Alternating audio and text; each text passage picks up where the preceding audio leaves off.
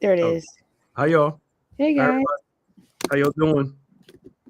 Hope all is well with you all. Today is Monday, June the 9th. Mm-hmm. Welcome everybody to another Maximize Monday. We're so glad that you have joined us today. This is the day that the Lord has made. We will rejoice. We will be glad in it. We had a uh, good day yesterday in service. If you missed yesterday's service, go back and check it out. As we celebrated God and we worshiped, we praised, we heard the word and all that good stuff, and people's lives were blessed, transformation happened. And if you didn't get a chance to watch it, go to any of our platforms and make sure you watch yesterday's service. Also on point on Saturday at 9 o'clock. If you missed that, you can go back and check it out. And we're again just so glad you joined us for another Maximized Monday.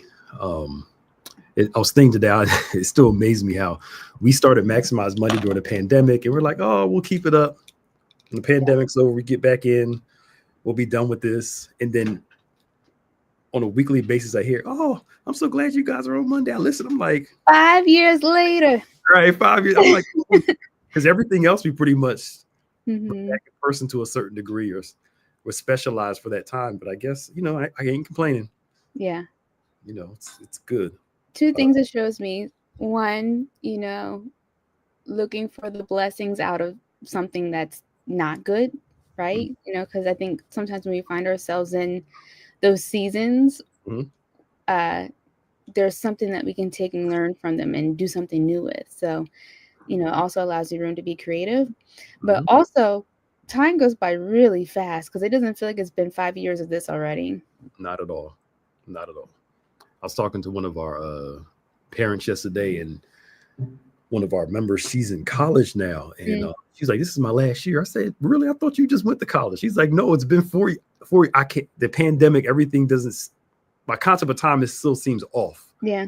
I'm like, "I thought you just went to college, like you in your second or third year." She's like, Yep. "No, I'm in my senior year." I'm like, "Geez, Someone I hadn't seen in a while came back to visit and is married and has kids. I'm like, whoa. yeah, Like I still see you as being a little kid. mm-hmm. So It's yeah, wild." time go by fast. I'm getting old. Yep, I know you are. Hey, Karen. Hey, Keisha. Hey, Keisha.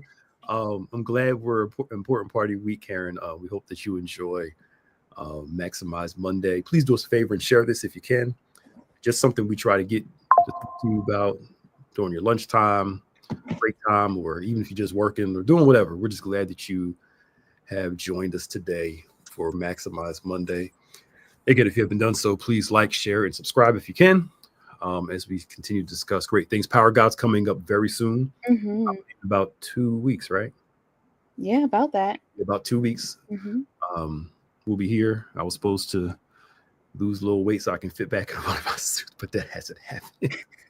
Well, you still have 2 weeks. You still have 2 weeks. Oh, I What are got you 2 weeks to do it. I gotta finish this pound cake off that somebody got gonna me. have? I had like 4 slices of pound cake. Oh my It goodness. is so good though. Oh well. Um, but anyway, Power God's coming up. If you haven't registered yet, go to pog dot Nope, you go. You had it right the first time. go Go to to pog POG.com. dot com. Go to pog.com, and we would love for you to register for Power of God. Come on out to the services. It's going to be a great time in the Lord as we continue to um, trust God for great things. The Bishop will be preaching, of course. Pastor YPJ, first time coming, very known for the first time coming to us. Of course, Pastor Jamal Bryant, uh, Bishop R.C. Blakes will be with us. Pastor Matthew Watley, John P. Key, Smokey Norfolk, Pastor Jerry Carter, JJ Harrison's going to be with us. It's going to be a good time. So you want to make sure that you are in attendance. The link is in the chat, and you can click on that link and see more information, register. It's going to be a good time in the Lord. Even if you can't make it during the daytime, if you want seats up close, you can register and get VIP seating. I know some people are seat sensitive and want to come on up and Yeah. be close. You can. All right. So we've been talking a lot about comfort and discomfort and stretching yourself over the past few months. and learning how to grow and not seek a life of comfort. And I was reading a book a few years ago, and it talked about how, I'm sure we talked about this, but we'll bring it up again, that it's in our human DNA to take the path of least resistance. Mm-hmm. It's in us to go the easiest way to get somewhere. Because our thought is, if there's resistance, I don't want to do it. If it's resistance, it's not God. And we want to take the easiest path, but the easiest path isn't always the God path. God knows what you need to get to where you're going, and Mm-hmm. that requires some stretching. And Mm-hmm. that means, here it is, y'all, it requires you to come face to face with you, Mm-hmm. the good and the bad. I don't like it when God turns the mirror around, and He will do it. What you avoid, what you run from, God will make you high, will make you confront it. I remember one time I prayed, I said, Lord, I foolishly listened to somebody years ago, and I was like, Lord, show me Mm-hmm. so I can change. And they was like, I prayed that. And after like a week, I said, okay, I saw enough. I got it. I got the Good. Thank you. yo, that I won't lie to you. That was the most challenging Oh week. my. It's like stuff just broke out. Uh-huh. I'm sitting there like, see this about me, see this about me. I'm like, all right, I got the point. Mm-hmm. Flip it back over. I don't need to see anymore right now. That's enough. But what it did was it showed me areas in my life that needed change, needed growth, needed development. And it wasn't like God said, change this, stop this. It was events that triggered it. Mm-hmm. I start to see, and I was like, and I literally like, okay, God, I not the point. Mm-hmm. I'm good for a little while. I was like, I'll never pray that again. I'll just, whenever you show me, show me. Uh-huh. Not going to initiate it. But the premise is that it makes you confront your insecurities, your doubts, your fears, and you have to be strong enough to die to those parts of you when you realize they're there. Mm. You know, and when you start seeing, okay, I'm responding insecure, I'm responding with fear, I'm responding with resentment, whatever it is, I'm responding with anger. Let's get to this and ask myself, why am I responding like this? Yeah. And we blame the situation rather than focusing on what the situation brings up in us. Mm-hmm. So yes, we can somewhat blame the situation, but the focus really is, why am I responding like that? Mm-hmm. That's the real lesson. Mm-hmm. It's about me that makes this trigger something in me. Yeah. I know this generation loves, and we use the term, but we use it in a more balanced way. This generation loves, safe places and safe people. But the way they describe it is more like coddling bubble places. Mm-hmm. Put me in a bubble where nothing ever bothers me, nothing ever gets on my nerves. And if something bothers me once, it's no longer safe. And it's like, no, that's not how this works. Yeah. It's not how it works. So life will make you confront you. And that was a lot for me to say, but it'll make you focus on dealing with you. And you realize, as the song says, it's me, oh Lord. Yeah. I'm in need of prayer. I need help with me. Yeah. Okay. No, that's good. I kind of think of this in a different way. Mm-hmm. I'm going to try and get my words out because I'm still kind of circulating it up in here. But I think it's a good litmus test to see where you are, because sometimes I find that you're uncomfortable because you're putting yourself in a situation that you don't need to be in, or you're surrounding yourself with people who, you don't need to be with. So at first you might think, okay, what's wrong with me that I'm not getting along with these people, or, I'm not, whatever. But maybe the answer really is that that's not the people God's calling you to be with. Does that make sense? And I think, especially growing up and like where society is today, like kids want to be cool and be with the cool crowd and, slang words and all that sort of stuff. But there's just like an uncomfortableness because that's not who you are as a child of God. So trying to balance that out, being able to, I guess, connect with your peers who aren't Christian or have those values Mhm. and not take that as something that's wrong with you, but you're just called apart. Yeah, I think it's not either or, it's both and. Mm-hmm. God will allow you, if you want to go that direction, to be somewhere where you're not supposed to be around people you're not supposed to be around. He'll make it hard for you to be around them so you can learn you're not supposed to be around them. Mm-hmm. You know, and then conversely, life happens and those life events reveal something about you. Yeah. So the thing is how do I love some people but love them from a distance? Mm-hmm. You know, just because you're saved doesn't mean you don't interact, you only interact with saved people. You have to interact with people that don't know God, but how do you keep them in a place where they're not influential? Mm-hmm. Where you're more a light to them than they are dark to you. You know? Yep. So it's learning how to navigate all the spaces that you're in, Mm-hmm. where, you know, everybody doesn't work in a saved environment. So if you work in a corporate environment, you have to learn to navigate Yeah. those things. You got But family members that aren't saved. You got to learn to navigate, yeah. you But know, the realms. I think it takes a certain wisdom and self actualization, because if you're not there, you could really fall into there being something wrong with you or not being good enough. Like those type of that type of mentality. You know what I mean? But again, that goes back to why are you interpreting it that way? Mm-hmm. Instead of Exactly. being, we have different lives and different values, and that's okay. Why do I feel insecure? Because our lives are different. Mm-hmm.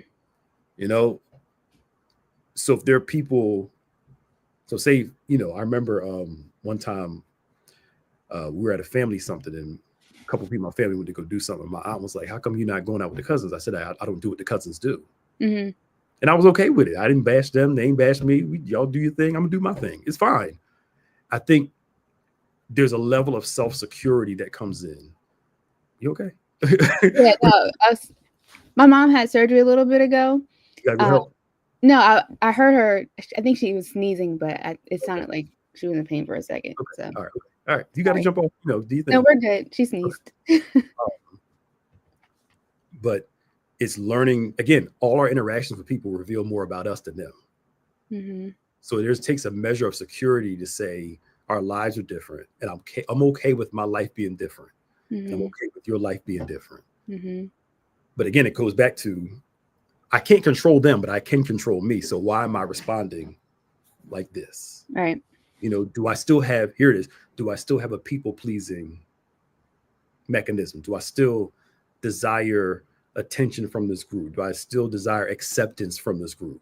Mm-hmm. And the question is, what's wrong with me that keeps me wanting acceptance from That you need it. that I need that from them? So it Mm-hmm. still always comes back to Yeah. you interpreting it that way. Yeah. Um, you know, where you realize, you know, we're just different and it's fine. But I think, you know, but that's an evolution because I still see adults struggle with that. We always think the kids want to be in the cool crowd, but the adults want to, you know, they struggle with that too. Mm-hmm. Um, but it's learning to, like we said before, judge not lest you be judged. And the whole scripture, Jesus is revealing more about us and our interpretation, our interactions with people, what they reveal about us than what it reveals about them. Mm-hmm. Because the only person I can control is Yep. me. That's it. That's it. You know? So, but I think that's why when you get saved, God gives you a new sets of friends, new sets of people to be around, because it's easier to live the saved life when you're around people that think like you. You don't feel as odd.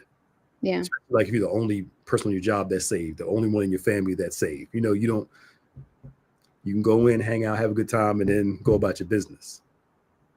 To me, here's my challenge with saved people. And I'll say it now. I'm sitting there rambling. We watch sinners be okay with their lifestyle. Mm-hmm. But we're the ones holding on to all the insecurity with our own. Mm-hmm.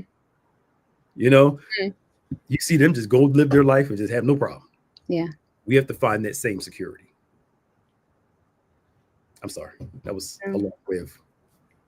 I've answered the question. No, I think that's true. And I think that's true for people or friend groups who are saved, because not everyone is going to have the same relationship or be at the same level as you are.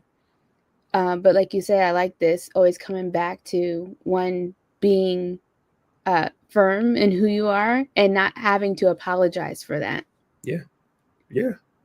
Yes.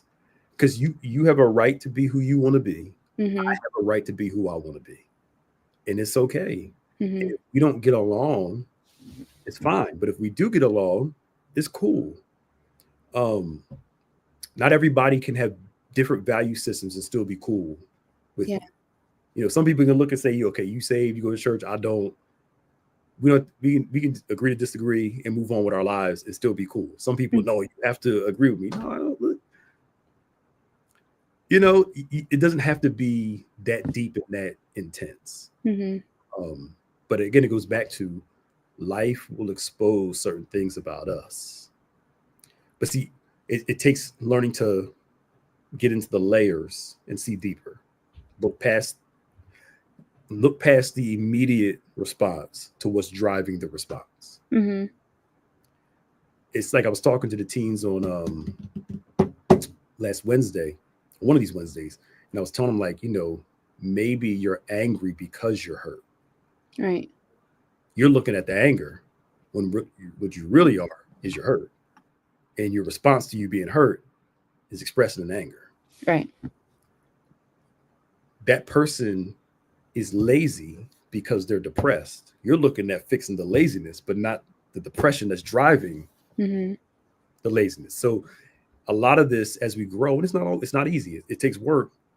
It takes time getting to the root of what's driving that feeling. Right. Why are you so insecure about that? Something's driving that feeling. What it is, it's a fear of being accepted this way. Mm-hmm. Why? Because somebody said something about me or did something to me, and I don't feel, it's a whole hoopla. Like I said that one Sunday, sometimes your path to healing it can be a little painful because it's hard to focus and deal with something. It's painful to actually look at it and say, let me deal with the situation that caused this. Because now you actually deal with the thing you've been avoiding, which is the thing that caused you pain in the first place. Yeah. And it hurts sometimes to talk about it. All of us got something where, you start talking about it, you start getting emotional, you start crying. It happened to you 20 years ago. And people talk to you. It just happened 5 minutes ago. But it's like an onion. You take time and you peel it. You have to allow yourself to work through those feelings. Yeah. And deal with what happened. Because if you don't, it's going to keep coming back and back and back and keep sabotaging. And you're not going to like it because this thing just keeps driving the way that we see things. Yep. You have to challenge. One of the things, if I'm confused on something, and there have been times where I was angry about something, I was hurt about something, and I didn't trust my viewpoint. And I would go talk to somebody I cared about. I said, look, this is making me upset. Help me out here because I can't think clearly. Am I wrong for feeling this way? Yeah. And the person will say, have you thought about boom, boom, boom, boom, boom? And I was like, no. And then once they said, I said, I shouldn't be angry about this. Mm-hmm. But I had to admit, I'm sensitive about this. Yep. And I am angry about it.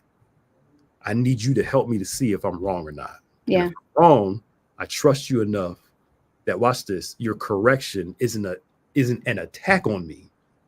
Because usually we think correction is an attack. It's not an attack. It's you trying to help me. Yep. And once the person, like, either I'm right or I'm wrong, if I'm wrong and they say it, I'm like, oh, I never saw it like that. All of a sudden I started kind of calming down because I recognize I'm thinking crazy right now. Yeah. I wish we all allowed ourselves, to have those type of conversations. That took time, though. I'm not act like I got there overnight. That took time to get there. Yeah. But it's so true. Like when you can only see things from your perspective, right? And when your perspective is skewed, it's just going to be negative. So no matter what, it's going to be negative. And then before you realize it, I think that instigates things, right? So it makes it much bigger than what it actually is. Yeah. So yeah, I'm always an advocate for communication. and being able to talk these sort of things out, like you said, because it gives you a different perspective of, okay, maybe this really isn't as big of a deal as I thought it was, or, I just heard it a different way than what was intended. Yeah. That happens so much. All the time. You have to know when you're being sensitive. Like Yeah. certain days, all of us, some days, if it happened today, it'll roll right off of you. Mm-hmm. If it happens on Thursday, the world is over. You know what I'm saying? but you have to know that it's just, I'm responding to it because today I'm really sad. Today I'm really sensitive. Today I'm really off. Mm-hmm. If it happened on Tuesday, I'd have never thought about it. I'd have been like, whatever. But you have to know your sensitivities and be able to filter through your sensitivities and have somebody that you trust enough to talk to you, say, should I be upset about this? Mm-hmm. And then trust them enough to know that, hey, yes, you should be, or no, you shouldn't be. And that's somebody can really see that's good at it. Mm-hmm. But I always say, you got to know when you're acting crazy. You have to. And even in the moment, okay, I'm acting crazy. I'm a little sensitive. Calm down. Relax. Calm down. And talk to yourself. Seriously. Have you seen the Brady Bunch, the very Brady movie? It's an old, like, classic satire movie. With the original cast or the one they remade a couple, like 20, 30 years ago? I think it's the remake, because they made like a satire movie of the show. Yeah. But they make fun of Jan, and she has like the good angel and the bad angel, and you just kind of see her talking to both sides. See those, yeah. So that's what I feel like when you're in that moment where you're acting a little bit crazy, and you're playing everything out in your head. You're like, okay, this is what I'm hearing. This is how I want to react, but let me calm down and not make the situation worse. Yeah. I mean, I think like I've gotten to the place now, I've been doing this pastoring thing long enough where I can look at somebody and say, your defense mechanisms are up. Put your wall down and listen. Mm-hmm. Put your wall down and listen. And the more you put your wall down, just put it right there. Give it to me. Right there. I'll get it. Bye. Just put your wall down and listen. Yeah. So you can actually hear, rather than listening to respond, you're actually listening to understand. Mm-hmm. And sometimes we all have to learn what care looks like, and because sometimes if you haven't been cared for right, you don't know. It's funny, me and my wife were talking about this. We were talking about some marriage topic. I got to give you the marriage topic for this month too. Okay. Remind me to give it to you after. And we're going to do something on communication and conversations, mm-hmm. and how not to look at hard conversations as an attack against you. Mm-hmm. That if I tell you something's bothering me in a relationship, don't look at it as an attack and, well, you do. Don't receive and hear. Because I think a part of it we were talking about, and I'm just being honest here. I really believe that women are more prideful than men are. Y'all absolutely are more prideful than we are. And there's various reasons why. I can get into that. Like I remember people doing like the 100 men versus a gorilla thing online. Did you see that a couple weeks ago? Yeah. 100 men went against the gorilla. And I'm not trying to be chauvinistic here. I know, and I'm gonna say this wide. I'm gonna say why in a minute. And one guy posted, he said, all right, let's do 100 women versus accountability. Who wins? Yo, I was cracking up, right? And it's not that men don't struggle with accountability, but I've noticed this. When I post a relationship topic and the videos about the men, it's all in get them. If I make the same video about women, 9 times out of 10, a lot of the women, well, what about the men? Well, they did this. And it's always this deflection. Yeah. Because they see the criticism as an attack. Right? That's why you hear people say the last woman that apologized was Anita Baker. You know the song I Apologize? They make jokes about it, and I've had women admit this to me. I don't like to apologize. And there's various reasons why. And I get why girls are more criticized as they grow more than men are. And I'll get it from both sides. Women get criticized from other women. Yeah. You don't see men walking around criticizing another man's body like a woman would criticize another woman's body. Yeah. I can hear some of my comments. Just see? That's true. It's true, right? So a girl grows up with guys criticizing her looks and other girls criticizing her looks. And even as an adult woman, men criticizing women. Most men don't criticize another man's body. Look at his leg. Look at them. We don't do that, right? We pick men's bodies apart. Women, Yeah. and you know what I'm talking about, right? No, it's true. It's true. Apart. So I get it. Women are more sensitive to criticism because of all this onslaught and stuff. And sometimes it kind of makes them less willing to hear conversation as love. They see it as an attack on them personally. There are a variety of reasons. The whole thing we can talk about. And there are other women who agree with this. So please don't think it's just me. No, you're right. I see it every day. Yes. Every day. But both men and women do it. It's just done differently. Yeah. But if we keep going on, you, we never look in the mirror and say, let me listen to see. Yeah. You know, so we're going to talk about this whole conversation thing and the marriage thing, because we got to deal with how to have these hard conversations without attacking or feeling like you're being attacked. Yeah. Where that whole discussion, it took an hour, you could have did it in 5 minutes, but you're too busy. Anyway, it's very true. I'm done today. And people don't take the time to listen instead of being on the defense, like you said, and having to prove. I think it has to do with self-validation, and maybe some of those things hit a little deeper because they're insecurities that you have. Yeah, it can happen all over. It could be anything, any. Because we see the mistake as you're talking about me rather than talking about the action. You know, like, and I get it. When we all done it before. I've done it before. You get corrected and you start getting defensive rather than listening. Yeah. Because you think the person's attacking you, not attacking what you did. And when you identify what you did with who you are. Yeah. It's interesting because when you feel like they're attacking you, like at your grown age, you're pretty firm in who you are, right? Not much is going to change, but your actions can change. Yeah. Your actions can change. So, okay, yeah, that's a conversation that needs to be had. Yeah, we could talk about it more next week. Just okay. It's learning to separate what was done versus the identity. So it's like I failed, but I'm not a failure. I made a mistake, but I'm not a mistake. You know, my failures show me what I'm capable of, but they don't define who I am. Something Bishop talked about yesterday, where he asked the question, have we I'm paraphrasing, I can't remember the exact wording, have I maximized all of who I am? And he said, if your answer is yes, basically you're lying to yourself. You know, all of us have areas where we need to grow in, but not allow those dysfunctional parts of me to define who I am as a person. Right. You know, and that's where we all battle with at times, and what we all struggle with at times is to know that, you know, say me and Maya in the sanctuary one day, and she gets attitude and she sizes me up and walks away, right? You know, I mean, I'm just using a stupid example. Right? I'm like, Maya, what's wrong with you? Oh, sorry.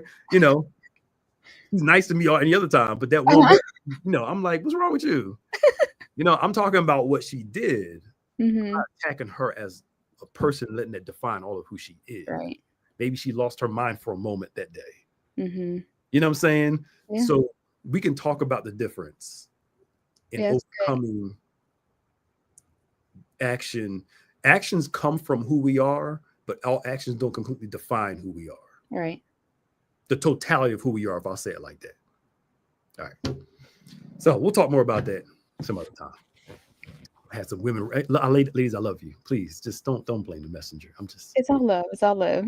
We'll see y'all next Monday for Maximize Monday. See y'all later. Bye, y'all. Oh, don't forget, tonight, Embrace class at 7, online in person. Tomorrow is Diamonds. Yeah. 7 o'clock. Of course, your Bible study, 12 noon and 7 p.m. in person. And we'll see y'all next Monday. Bye, y'all. Bye.